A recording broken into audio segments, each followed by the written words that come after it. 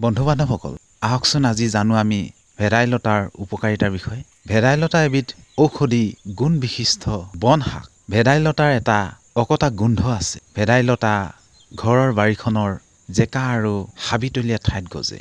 ভেদাইলতা আমি খাদ্য সামগ্ৰী হিচাপে ব্যৱহাৰ কৰোঁ। ভেদাইলতা আছে বহুতো উপকাৰিতাৰ বিষয়ে জানো আহক। ডায়েৰিয়া ৰোগত ভেদাইলতা উপকাৰী। পেটৰ বিভিন্ন প্ৰকাৰৰ ৰোগ, অৰুচি, গ্ৰহণী আদিত ভেদাইলতাৰ তৰকাৰী খালে সুফল পোৱা যায়। বাত বিষত আক্ৰান্ত হ'লে ভেদাইলতাৰ ৰস খালে আৰোগ্য হয়। অৰ্শ ৰোগত ভেদাইলতাৰ শিপাৰ ৰস খাব লাগে। ভেদাইলতা শক্তিবৰ্ধক। পাত আৰু শিপাৰ ৰস নিয়মীয়াকৈ খাব লাগে। দাঁতৰ বিষ হ'লে ভেদাইলতাৰ গুটি খাব লাগে। ভেদাইলতাৰ ৰস খালে স্নায়ু ৰোগত সুফল পোৱা যায়। ভৰি হাতৰ হাড় ভাঙিলে বা মুচুকা খালে ভেদাইলতা পিচি তাৰ ৰসৰ প্ৰলেপ দিলে বিষ কমে। ভেদাইলতাৰ ৰসে হজম শক্তি বঢ়ায়। ছালৰ ৰোগত ভেদাইলতাৰ ৰসৰ প্ৰলেপ দিলে সুফল পোৱা যায়। প্ৰসূতিসকলৰ প্ৰসৱৰ আগে পিছে ভেদাইলতাৰ চাটনি কৰি খুৱাব লাগে। গা আৰু বুকুৰ বিষত ভেদাইলতা উপকাৰী। গ্ৰহণী, অৰুচি আদি সমস্যাত ভেদাইলতাৰ তৰকাৰী খালে অতি সোনকালে আৰোগ্য হয়। ভেদাইলতা শুক্ৰবৰ্ধক, বল শক্তিদায়ক। পাত আৰু শিপাৰ ৰস নিয়মীয়াকৈ খালে শক্তি বাঢ়ে। ভেদাইলতাৰ ৰসৰ প্ৰলেপে জ্বৰৰ উপশম ঘটায়। ভেদাইলতাৰ ৰস স্নায়ু ৰোগতো ভাল।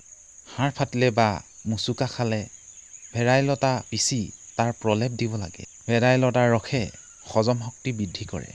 ছালৰ ৰোগত ভেদাইলতাৰ প্ৰলেপ দিলে সুফল পোৱা যায়। এলাৰ্জিৰ সমস্যা থাকিলে নিয়মিত খালে উপকাৰ পায়। যকৃত সমস্যাত ভেদাইলতা খাব লাগে। প্ৰাৰম্ভিক পৰ্যায়ত মূত্ৰনলীৰ পাথৰ উলিয়াবলৈ পথ্য হিচাপে ইয়াৰ ব্যৱহাৰ কৰিব পাৰি। কীট পতংগই কামুৰিলে ভেদাইলতাৰ ৰস লগালে বিষ, প্ৰদাহ আদি কমে। ইমানবোৰ ঔষধি গুণযুক্ত লতাডাল আমাৰ বাৰীৰ চুকে কোণে হয়তো এলাগী হৈ পৰি আছে। বন্ধু-বান্ধৱসকল, আহক এতিয়াৰ পৰা আমাৰ খাদ্যৰ তালিকাত ভেদাইলতাক আগস্থান দি ভেদাইলতাৰ আঞ্জা, চাটনি আদি জুতি লওঁ আৰু শৰীৰটোক নিৰোগী কৰি ৰাখোঁ।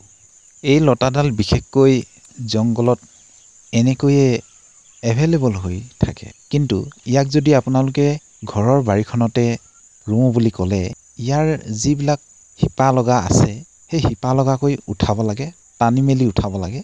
তাৰপিছত তাক খাৰুৰ দৰে ৰাউণ্ড কৰি গোল কৰি বান্ধিব লাগে, অৰ্থাৎ মেৰিয়াই পিনি এটা ৰিং বনাব লাগে। তাৰপিছত আপোনালোকে পলসুৱা মাটিত ৰুই দিব লাগে।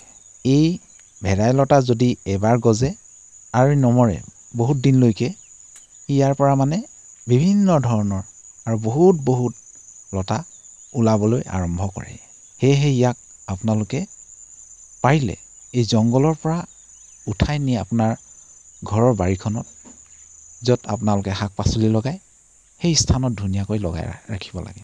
আৰু যিহেতু ইয়াৰ বনৌষধি গুণ বহুত আছে আপোনালোকে গম পালেই, সেয়েহে ইয়াক বচাবলৈ যত্ন কৰিব লাগে। বন্ধু-বান্ধৱসকল, ভিডিঅ'টো যদিহে ভাল লাগিল তেতিয়াহ'লে শ্বেয়াৰ কৰি দিয়ে যেন, আৰু আপুনি ইয়াৰ কি উপকাৰিতাৰ বিষয়ে জানে কমেণ্টত জনাই দিলে ভাল হয়। ধন্যবাদ, আকৌ লগ পাম।